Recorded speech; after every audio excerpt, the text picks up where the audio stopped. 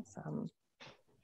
Great. Hello, everyone. Welcome to our first AIGA Atlanta Spotlight. Today, we are featuring Meptik, which is a studio in Atlanta, as well as a couple other, I think another market. What was it, Nashville, Katie? Yep, Nashville, Tennessee. So Meptik, merging creative design with technical expertise, Meptik creates innovative visual experiences for virtual and extended reality production.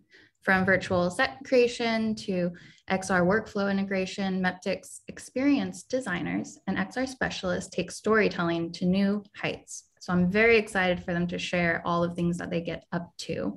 I'm going to pass it over to Katie and Josh, who both work there, and they will share a bit about what they do and who they are.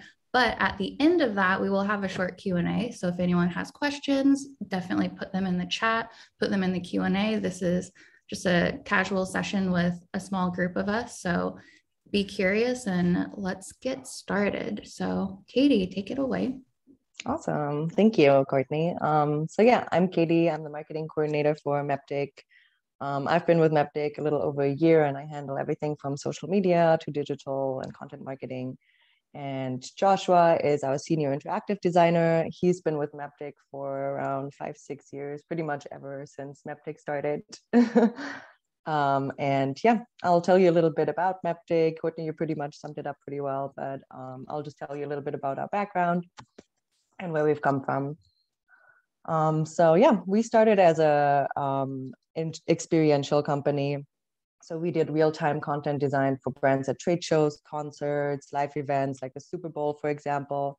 And we always focused on merging creative with digital elements. In 2020, as we know, live events stopped happening and the world changed from live experiences to an all digital life, which hopefully now with raising cases, like we were all excited about live experiences coming back.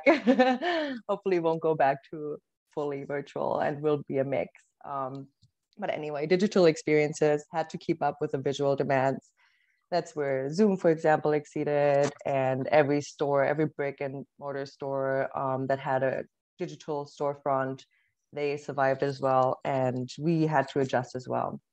So we already had all the tools and all the knowledge to switch our focus from live events to virtual experiences to keep our mission going, as Courtney, you said, is creating innovative visual experiences for people. And whether in person or remote, our mission has not changed.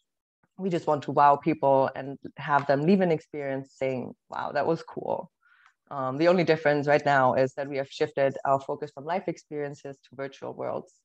And as we know, they are constantly merging. So for example, AR filters on Snapchat, TikTok, there's more and more VR experiences. But before we jump into all of that, let's just take a look at the different terminology. We're pretty much talking about the 3 R's of virtual, which are virtual reality, augmented reality, and extended reality. Virtual reality is you pretty much need a headset to experience the virtual world. That's mostly used for games, education, Beat Saber, Half-Life, or shameless plug, a haunted house mini game on Steam and itch.io. It's a mini experience that takes you through an abandoned house, so check it out. Augmented reality is overlaying the digital onto the physical via device. So for example, one example that I can think of is IKEA. So you can get on your app, and before you buy any furniture, you can try it out via AR and see what it looks like in your house. Also different filters on TikTok, Snapchat are also AR. And then XR is what we focus on, which combines the physical and the digital to create one immersive world. We are merging the creative and the technical. So our team is made up of designers, developers, and technical specialists. And we focus on the whole pipeline. So ideating content, storyboarding, designing, integrating content, and installing XR stages. So if somebody comes to us and is like, hey, I have an idea of what to do, but I don't know exactly how to do it, we'll take care of it. So you just come to us and say, hey, I want to do this. And we'll be like, okay, here's our ideas. Here's what we could do, how we can execute it. until the final product that we hand over to you. Yeah, so we create experiences like this. So here are just some examples. With XR, extended reality, what we focus on, we can place talents and speakers anywhere in existing worlds, like a manufacturing site, as you see in the upper right corner, or any made-up worlds, virtual worlds, and they all blend together into one seamless environment. So whether that is taking apart electric vehicles with Ford to explain the tech behind them, placing talents into an ethereal forest, with XR, pretty much anything is possible. Anything that you can imagine, we can do. Our services part into 3 different pillars. So we have bespoke, facilities, and permanent. Bespoke means pretty much we can do whatever the client comes to us, whatever he needs, he or she. So we can probably for example, temporarily set up an XR stage for trade shows. We can only provide content. So if our client already has an XR stage that they are working with, we can only provide the content. If they already have a designer and a stage, but they don't know how to integrate the content onto the stage, we can do that as well. So we pretty much work around the client's needs. And then for facilities, we have production facilities in both in Atlanta and Nashville that are full service and production ready. And then we have permanent. So if our client has a lot of content they want to produce that it makes sense that they have their own stage, we can install permanent XR stages as well. Recently, just last week, Meptik got acquired by Disguise. So Disguise is the market leader in extended reality technology. And while we both continue to operate separately, we now have additional access to the latest technology and a growing global team of experts. This new chapter allows us to accelerate our mission of making extended reality a reality for all. And we can drive global expansion of immersive production and installations, deliver groundbreaking studios, virtual environments, and will help build the next generation of extended reality and metaverse experiences. So that's a little bit about Meptik. I know it was a lot of information, so feel free to ask any questions in the chat that we can answer at the end. But there's a little bit about Meptik, and we'll just deep dive a little bit more into what virtual production is and what that looks like. And I'll hand it over to Josh. Hello, again, Joshua Eason, Senior Real-Time Designer at Meptik. I lead our creative team along with another one of our senior designers, Jordan Lambert, and creating all the content that goes on to the LED walls, and also with the integration process between the creative and the technical side of XR. But also, like Katie mentioned, XR is our primary focus, but we also do VR and AR and lots of other things as well. But basically, I kind of want to just explain like what is XR, how it works, go a little bit in depth in it, and explain, because it's a new technology. Sometimes it can be a little bit hard to explain it for people to wrap their heads around. But I wanted to start really with kind of saying that XR, it's in some ways kind of an elevation or the next level, or maybe just an alternative to a green screen workflow. In the past, if you wanted to do any kind of visual effects, whether or not that was in real time or for post work, you could put someone on green, you could key the green out from behind them, and then a visual effects company could replace that background and put people wherever they want. So there's a lot of limitations to those workflows. For one, you get all the green spill from the green wall onto people. You have to get rid of that. You have to do a lot of work to treat the video to make it look good in the final product. Reflections on shiny objects or shiny clothing is almost just like please don't do that. That's really going to be a nightmare for the post-production company. But an LED workflow with XR really solves a lot of those issues. And XR can be done on a green screen where we do a live key and get rid of the green and live. But I really would I think the LED workflow is, it's in my opinion the better way to go. A lot of people think of The Mandalorian for a great example of what XR can do. They really kind of showed off how that technology could work with his shiny suit, because the LED wall, all the reflections on the wall show up in the metal of the suit, And if that was a green screen, he would have green metal. So we call the LED stage that the talent stands on the LED volume. The volumes, they can come in different shapes and sizes. You could do a really small volume, like 10 feet by 10 feet, if you don't need the person to move around very much, like maybe in like a news or a broadcast setting, or just like someone doing speaking or a webinar or things like that, would be a really good example. But you could also scale that up to be huge. And if you really needed to build full film sets or commercial sets or things like that. The volumes, they can come with or without an LED floor. And there's pros and cons to both of those methods. Most of our clients that come from more of a film background prefer curved LED walls that have no floor, and that way scenic designers can come in and do traditional props to fill in all the environment around the talent, and that gives the talent something to see and to interact with, compared to like a green screen workflow where you can't see your background at all. Then in more like broadcast environments or broadcast clients, they tend to do either flat walls or like a square wall with an LED floor. And that allows us to change the floor that they're standing on as well in real time, really put them anywhere.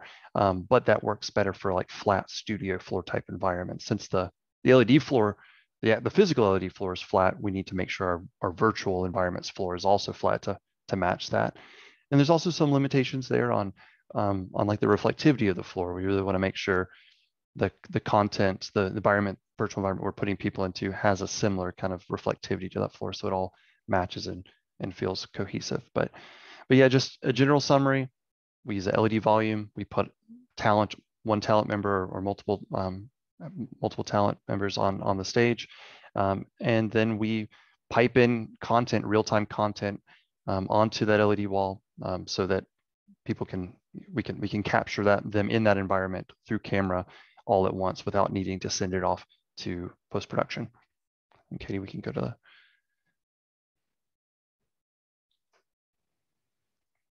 So we build our 3D environments in really 3 different programs. These days, we're mostly using the Unreal Engine, Unreal 5, to create environments, but we also use Unity, another video game engine, and a program called Notch. Notch is really great. It's one of my favorites. It's more of like a real-time motion graphics tool. It's really amazing because you could think like Cinema 4D and After Effects all packaged in together, but you don't have to render because it's all real time. It's really amazing if you've never tried it before, and if anyone here is motion graphics or and make any kind of video whatsoever, it's really amazing.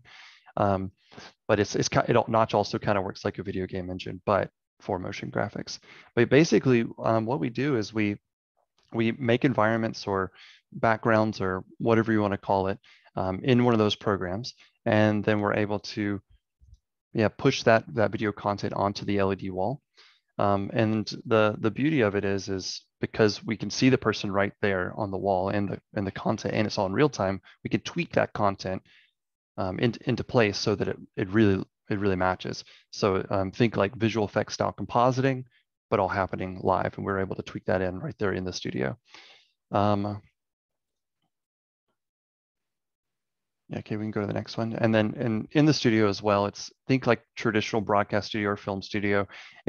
We set up stage lights, either like up on truss in the ceiling, so we can have a lighting operator on a lighting desk, really dial in the physical lighting to not only match the background to the foreground, but match the foreground of the talent to the background, and make sure their lighting matches the virtual lighting in the scene that we've created behind them.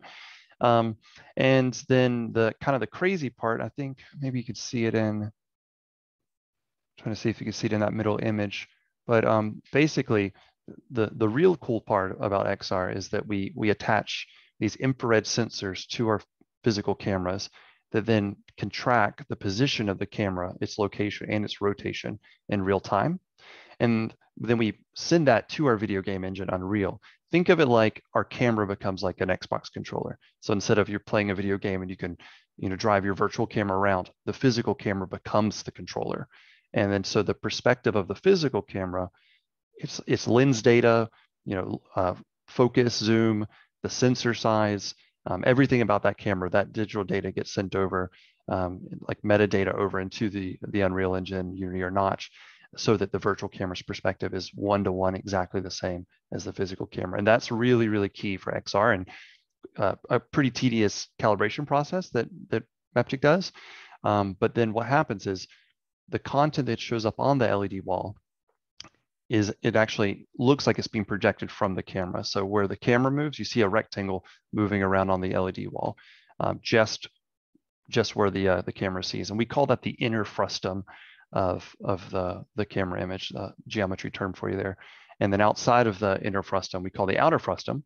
We basically just put a lower quality version of the video everywhere else that can be used for reflection and lighting. And it gives a nice soft lighting. That's what one of the things that really, really helps XR to sell, is not only do you get that soft lighting on skin and on all the physical scenic, but you also get those reflections I was talking about.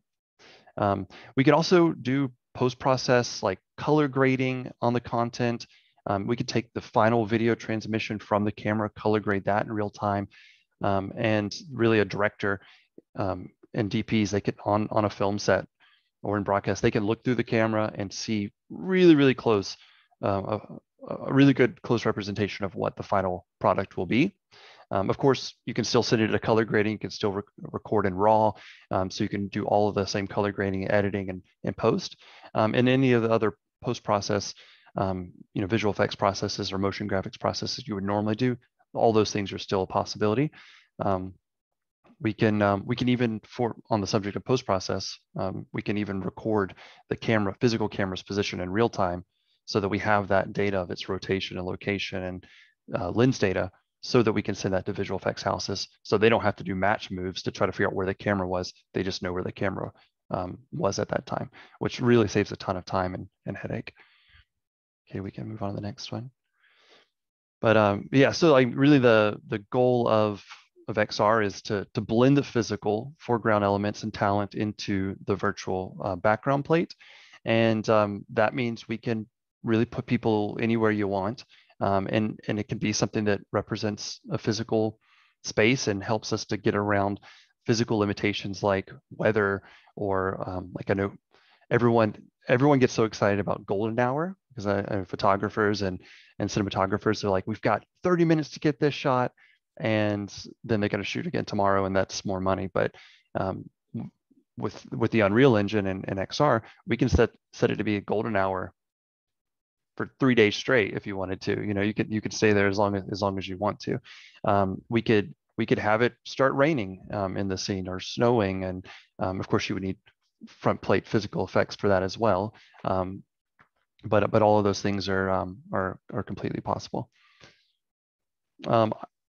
Right now, so far we've talked about the LED volume, camera tracking, stage lighting, and really like kind of how the content works, and we get that content on the back LED wall. But there are two other parts of XR that really help to blend things in. The next one is doing front plates. So you can see here there's a tree branch that's on the left side of those three images. That is also a virtual tree that we're compositing out, and we're keying out from the Unreal Engine. It's a separate pass being rendered on a separate machine, getting the same camera tracking data, and then composited in real time. So we're able to tweak the depth of field on the front plate so that it respects the camera's lens, and we get an accurate change in depth of field from front plate to back plate. But we also can offset that for artistic purposes if you really wanted your front plate just to be a little bit more out of focus. But this shot was really fun to work on. The first time we saw this one, and we really dialed it in, and the guy walked out from behind the tree. Everyone in the studio's minds were blown. It was a really fun project to work on. But so one more step that we can take it even further, and this is something that we use in broadcast a lot, is called set extension. Set extension basically, well, if you think you're on an LED volume, as you see here, really that means the camera is limited to seeing inside of the LED volume. But what we can do is we actually can extend that and composite a front plate pass of the rest of the environment outside of the LED volumes, the physical constraints of the LED volume, so that the camera can pull back as far as you want, and it still looks like they're there. This does take a little bit more calibration time, because we literally have to make sure every virtual pixel is lined up to the physical pixel of the LED wall. You can also see here a little flaw in this shot specifically, that the floor on the LED floor is a little bit more blown out than what's in the set extension area. And that's something that does take time, additional time to tweak in. But for broadcast studios, once you get it, it's set.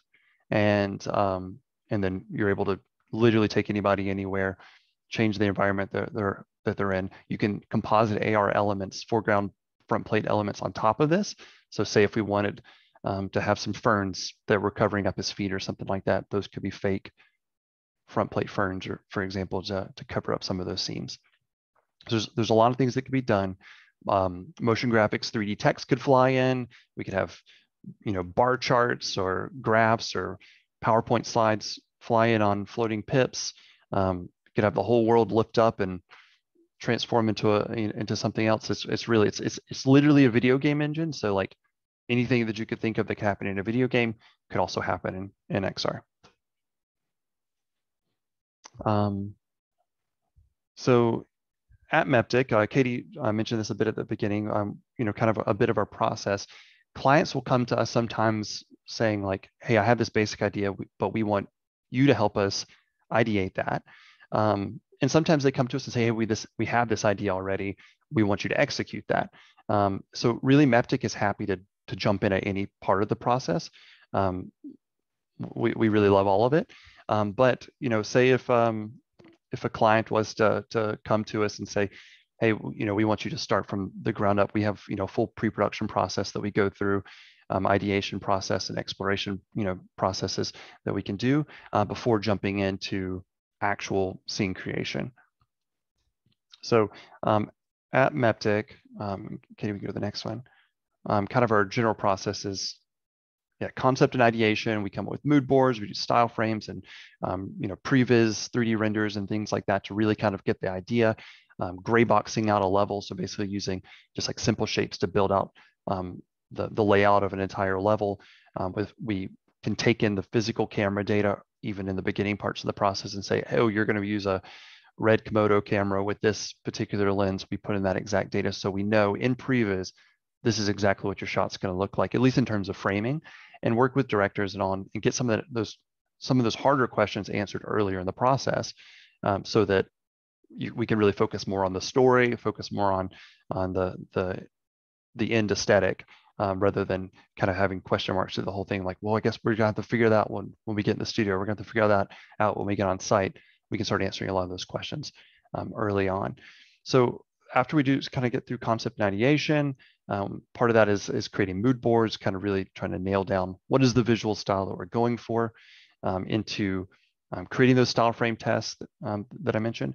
After all those things are approved, we move into our V1 stage, where we start actually building things, say in the Unreal Engine, and we really rough it out. It's not going to look great in the V1 stage, but it's gonna be a really close representation. And then we typically do V1, V2, V3 passes are our most common workflow. We could do more if it's needed, where we meet with clients at the end of every one of those iterations for feedback, moving into the final iteration, which then takes us on site.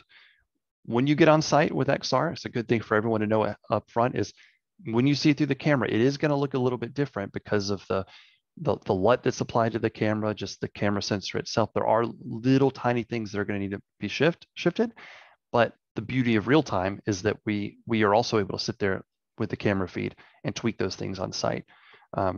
We can tweak color grading, we can tweak materials, the placement of objects in the scene, all in real time. And it's not like, okay, let me make those changes and push it to the LED volume. We can literally make those changes and see things move around in the environment. I can grab a tree and rotate a tree, move a tree, make the tree bigger or smaller. And that goes for almost any object in a scene.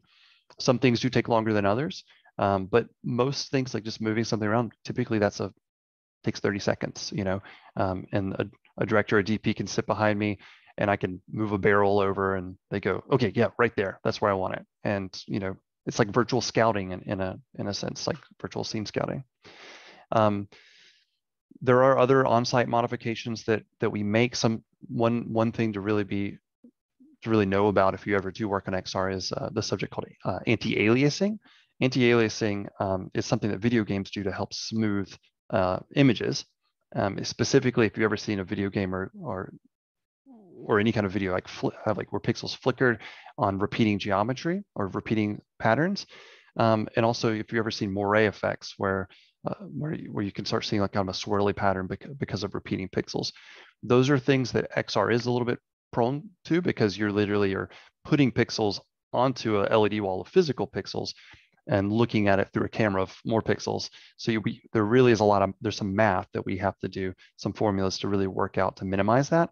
And some of that is fine tweaks that have to happen on site. But it generally takes a few hours, and then we've got it and we're good to go. We do that process during tech days. Finally, considerations for post. Some people don't have much to do in post. Sometimes we do this and we broadcast it out live straight to the internet on a stream.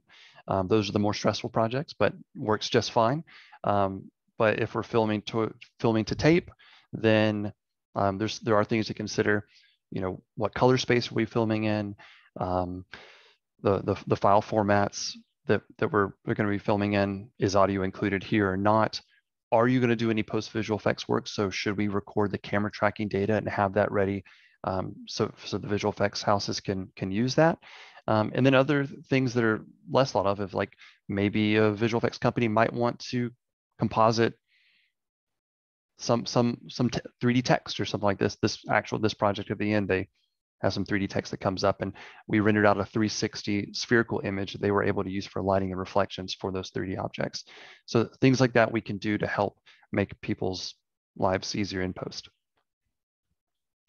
And I think, yep. And then Katie, back to you. And then if at the end, if anyone has any questions for me, happy to answer more on the process. Awesome.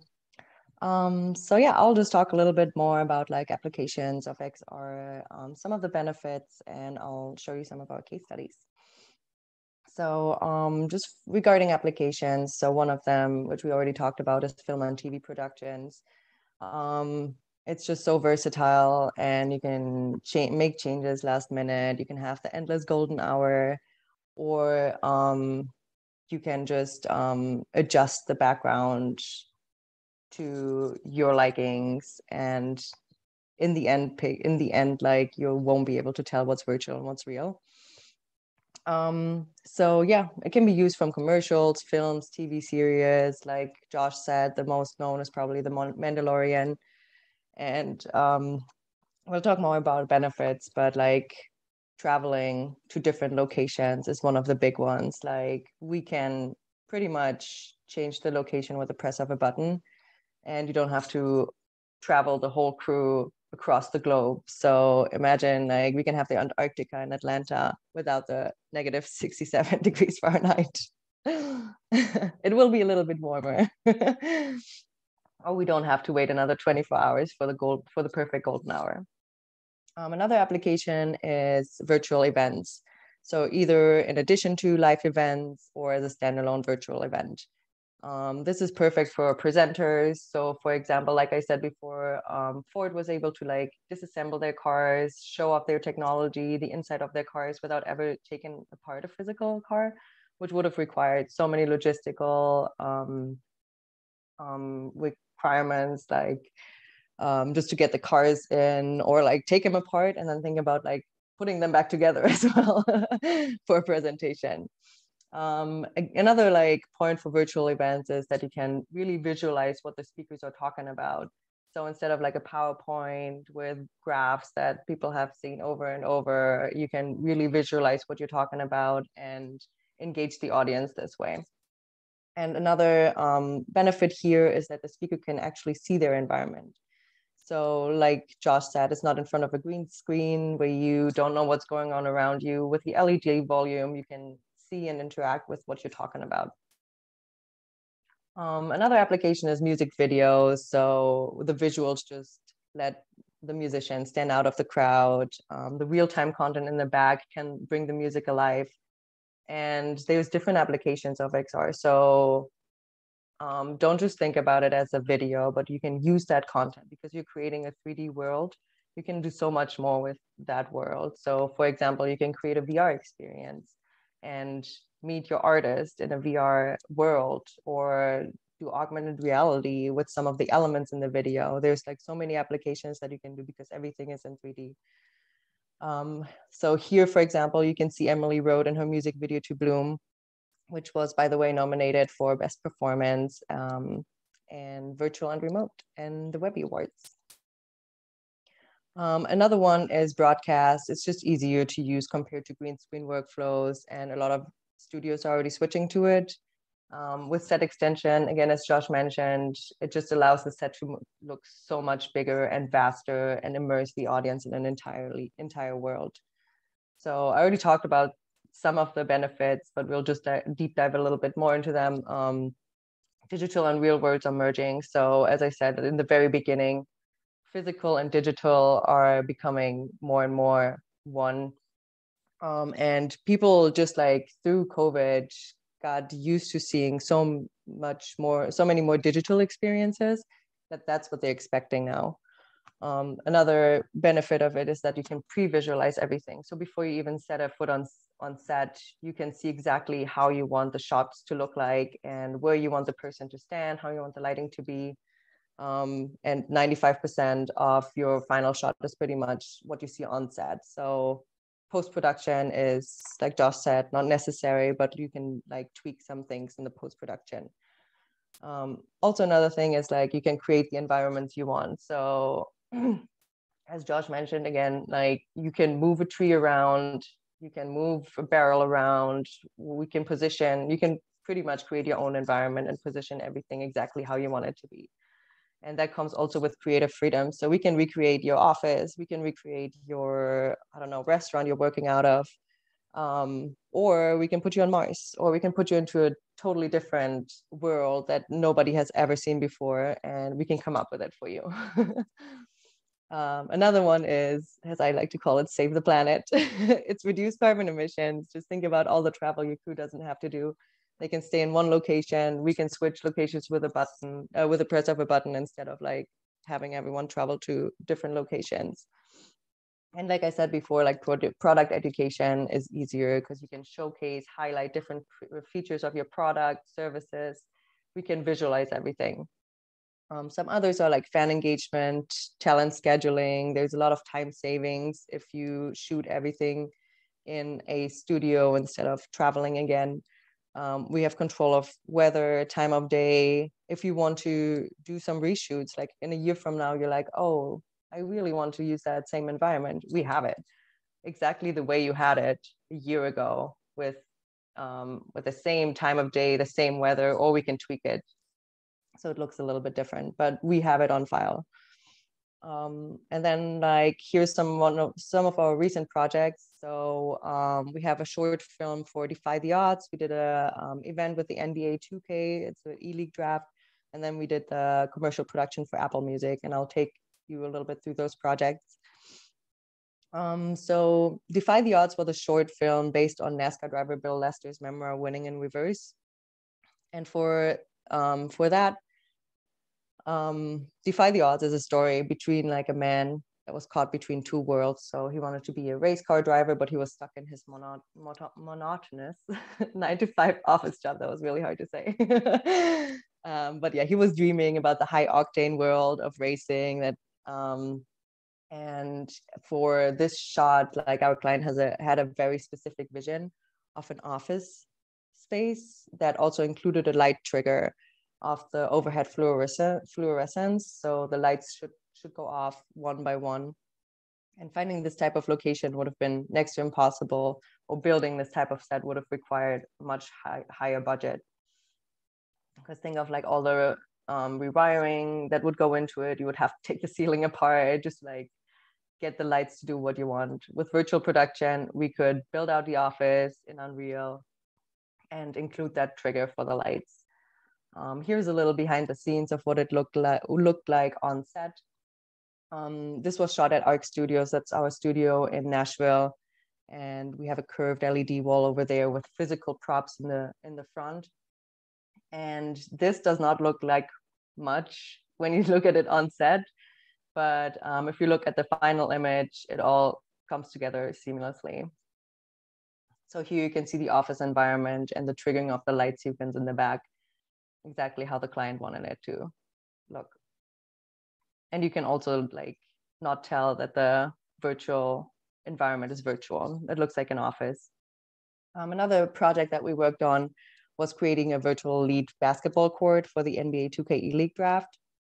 And this is pretty much what the whole set looked like. But the client was looking for a sleek, polished environment with a slight edge to capture like the audience. And the virtual environment also needed the monitors within the environment to be able to live feed cued by directors. So for this, our team like designed this studio just to immerse the hosts into this whole environment. And on the back end, it looked like this. So it was all on a stage, on a smaller stage, and the live draft took place in multiple locations. So this was all broadcasted live. And it needed a smooth transition between live correspondents in New York City. The draft hosts were in Atlanta. They were in Atlanta, and the draftees were all remote. So we had to put all of this together, update graphics live, and provide on-the-fly graphics within a fully XR environment. The control method to run this technology was custom built for this project. And this is what it looked like in the studio, and I'll show you what the viewers saw next, thanks to extended reality, what Josh talked about earlier. So they saw like an virtual environment that seemed seamless. It pretty much looked like an entire world. You cannot see like where the stage started and stopped. It was just the hosts were immersed in our world.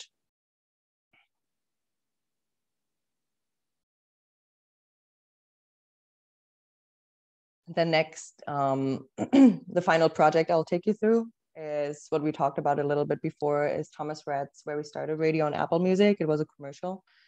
And we created a virtual city skyline in Unreal.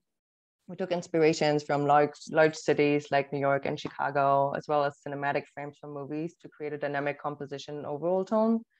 And we added a timeless sunset with haze and twinkling lights in the back in order to capture the perfect golden hour. And here's like a few shots of it on set, which we've seen in some of the slides before. But we only had 4 hours to utilize with Thomas Rhett, with the talent. And without virtual production, this wouldn't have been possible. So we required a studio that had multiple sets and scenes that could be captured efficiently and successfully. So in the final commercial, you'll see, I'll just show you a little clip. I won't show you the full commercial, but in that little clip, you'll see how everything comes together seamlessly. So you won't be able to tell like where the physical and the virtual starts. And I think there's also the text that Josh was talking about. Yep, right here. That was added in post. Yep, and those are pretty much the case studies I wanted to take you through.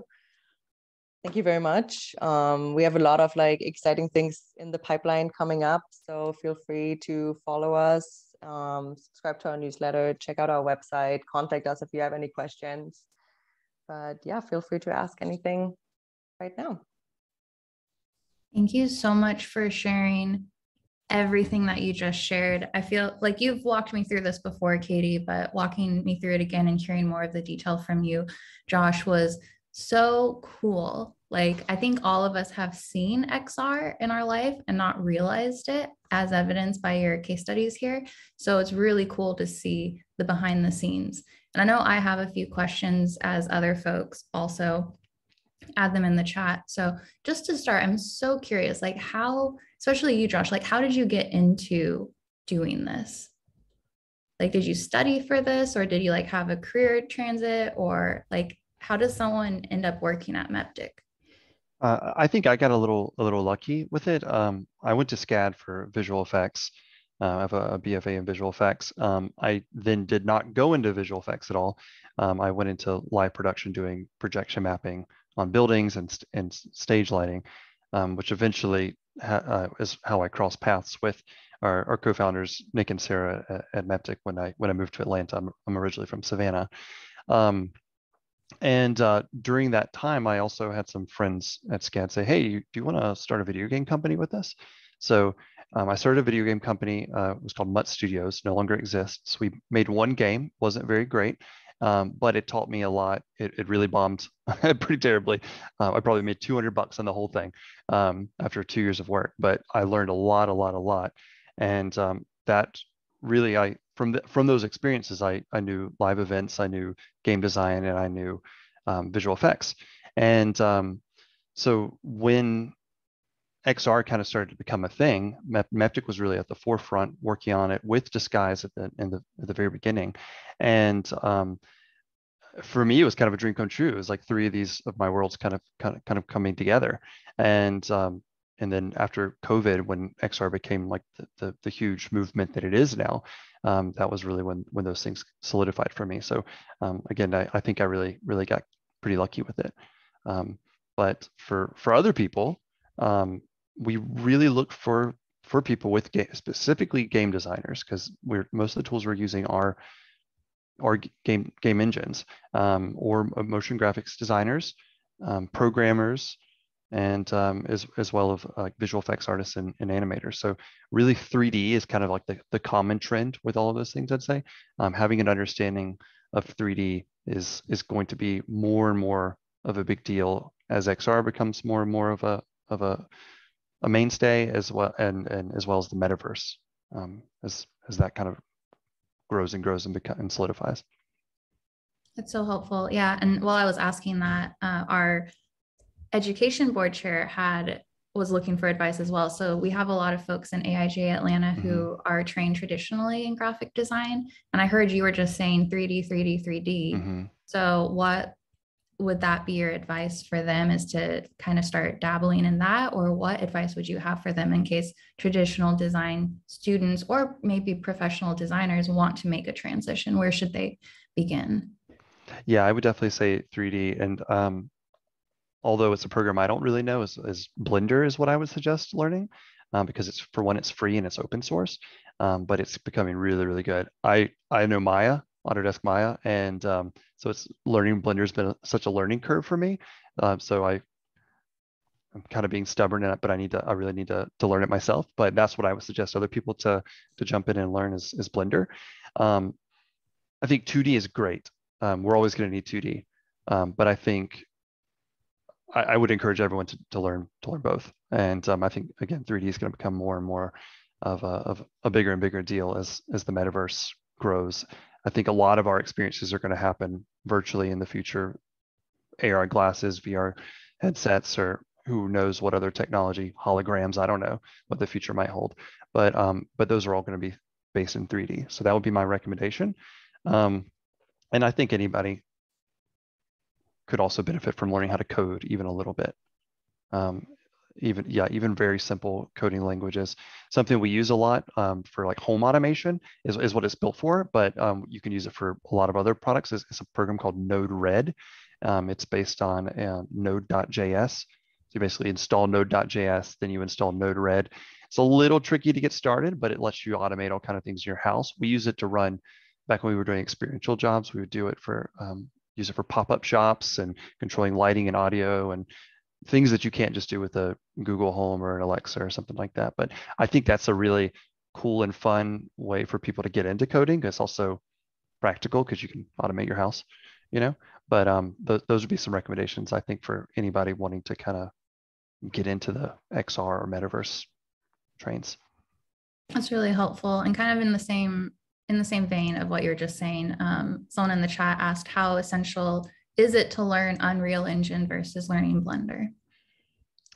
So Unreal Engine is the render engine. So if you think, if anyone's coming from a motion graphics background like Cinema 4D, think of Blender like Cinema 4D, but then Unreal is more like Octane renderer or Arnold renderer or something like that, Redshift. So basically you still are creating your 3D models and your textures and things like that, your assets outside of Unreal, and then you're importing them into Unreal and assembling those. So I might have, a rock that I've made in Blender, and it's textured and has everything that it needs. I import that into Unreal, and then I can place it in Unreal. I light everything in Unreal. I arrange it all in Unreal. These days, Unreal 5 actually has modeling tools built into it as well. So you could just ignore everything I said about Blender and go straight for the Unreal 5 route. You'll probably have a little bit of a rocky road in the beginning because that function still is in beta. But in the future, I think we'll be able to do almost everything directly in the Unreal Engine itself. But so I'd say the answer would be, you definitely would have to learn Unreal Engine. You may or may not have to learn Blender, but I would suggest learning both. Cool. I love it. Staying curious about everything. You also mentioned this earlier, and I don't know if you or Katie, I forget which of you have been with Meptik, similar or how long, but like you said that Meptik was kind of on the front end of XR. So like how long has Meptik been around? And then how long has XR really come to the forefront, would you two say? How long has Meptik been around? Katie, do you know? I'm not sure the actual year that Meptik was founded. I've been around 5 or 6 years as a employee, and I was a freelancer with Meptik a little bit before that. XR itself, probably 2 years before. I just based everything off of when COVID started. About maybe 2 years before COVID started is when the LED version of XR happened. Camera tracking for green screen workflows has been around for a long time. So in some ways, you could say XR has been around for a very long time. But I think once people started actually calling it XR is when it became real time. So when we started using, I'd say probably Notch was the first program that was where you were able to do this. And after Notch, then the Unreal Engine and Unity following quickly after. Most people think Unreal these days, but Notch, again, it's a wonderful program. So yeah, I mean, it's still, I mean, it's only a few years old. Either way you look at it, you know, in the history of film, it's very new. It's very cool. It's very neat. And I can see all of the applications, and I can see like how much of a, like a huge leap into the future from green screens. Katie, do you know when Meptik came to be? Just curious. I don't know. Maybe it's just this magical beginning. Yeah, I think it was 2014, 2015. Very cool. Around Very that, cool. yeah. Someone else had a question. So do folks at Meptik tend to specialize in one area of 3D design, like modeling, texturing, or do you all kind of share skills that way? Do you cross, like, are y'all wearing lots of different hats? We do. Yeah, when we hire people for our real-time designer positions, we look for 3D generalists, so people who know how to do pretty much everything. But typically people who are 3D generalists with a specialty. So we've got one guy in our team, he's 3D generalist, but he specializes in Unreal blueprinting, which is Unreal's version of coding. We have another person she has a visual effects background, 3D generalist, but she specializes in lighting. We have another person who specializes in materials. Materials is kind of my background as well. But yeah, it's being a journalist and really kind of learning, you know, modeling, texturing, materials, rigging, animating, effects. I mean, there's a lot of different parts into it, not to mention being able to build tools, custom tools, and code a little bit of coding. Those are all things that we look for. But that 3D generalist thing is, yeah, probably the most important. So cool. Also, I really just, as a person who appreciates video games like that, I feel like there's so many folks out there who are like very inspired by video games, and like they've done the concept art side, and then they went into like more what you were saying, you got into like the game design side.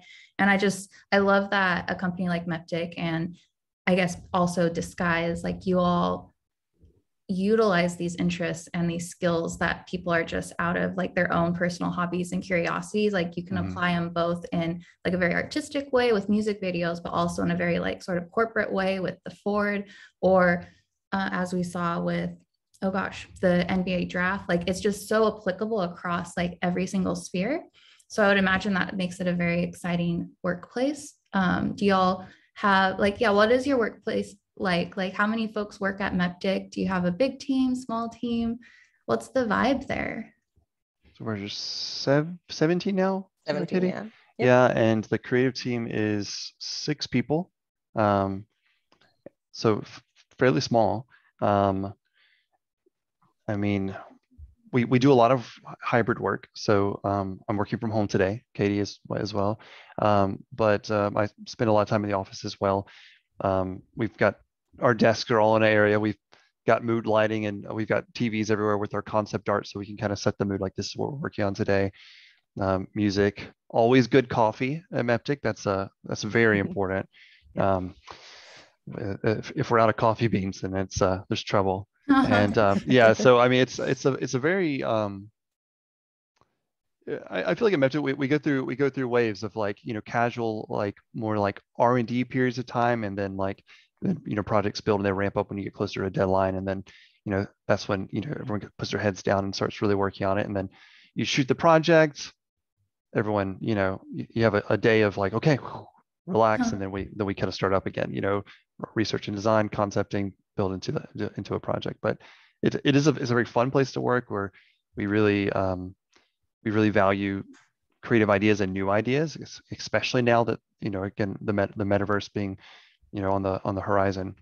Like, people are still trying to think like, how is this technology even going to be used? And we have a lot of creative meetings dreaming up new ideas of like, how can we use this technology in ways that it hasn't been used before. So it's I love it. That's really cool. Yeah, I would that. Like, I think like what Nick and Sarah, the co-founders of Meptik, always say, it's like, it's about the team. And I feel like our team has a very great dynamic of like working together, coming up with new things. Like, we always try to do something that hasn't been done before. So if anybody comes to us with any idea, we're like, okay, how can we make this happen? And I like a lot that like there's a lot of R&D happening, and you also are pushed to do things that haven't existed before. So it's not like you're working on the same things every day in and out, but you can dream up with a creative team of like what's happening next. That is so cool. And I think those are wonderful thoughts to close this hour with you both. So thank you so much for sharing what you all do at Meptik, just north of the city, right? And then north of Atlanta and Nashville. Everyone in the chat, anyone who's listening to this, they are on social media, all platforms, Meptik, MEPTIK. So check them out. And yeah, thank you so much. Keep an eye on AIGA Atlanta social media channels as well, because we have a lot of fun events coming up, and we'll get this uploaded on our YouTube channel as soon as we can. So thank you, everyone. Have a good rest of your day. Thank you for having us.